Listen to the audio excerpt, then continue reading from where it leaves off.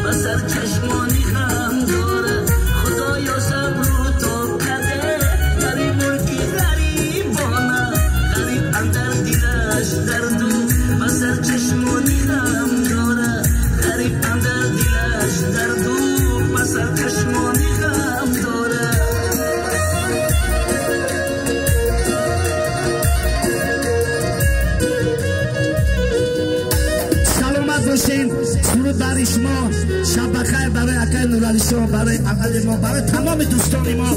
سرودی شب بخیر. شماده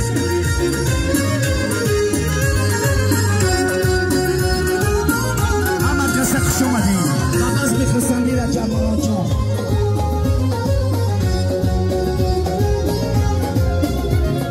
باز یک روزی هم شادی گذشت، در تلاشی قسمت ناموس ما. باز یک خورشید ما را در بود، ماهی پیدا شدن در بیست جون.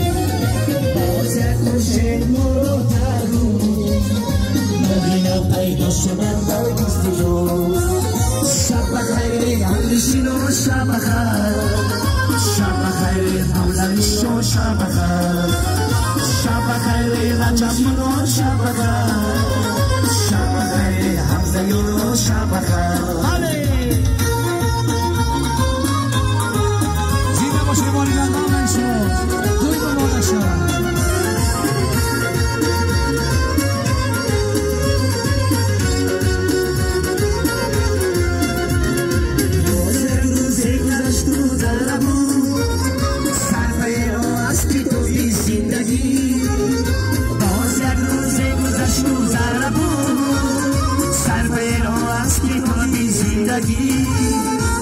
خوشا دستی در این رد اومدم چون یاد حسابی زندگی خوشا دستی در این رد اومدم چون یاد حسابی زندگی شواز داری که بر یادم رسید چشمایی مهربانی مادرم دورم از تو که باشم دستی در نفسهای پسینی مادرم دورم از تو که باشم دستی در نفسهای پسینی مادرم شب بخیر مادری جان شب بخیر شب بخیر مادری جان شب بخیر شب بخیر رجایی جان شب بخیر شب بخیر یارو دوستان شب بخیر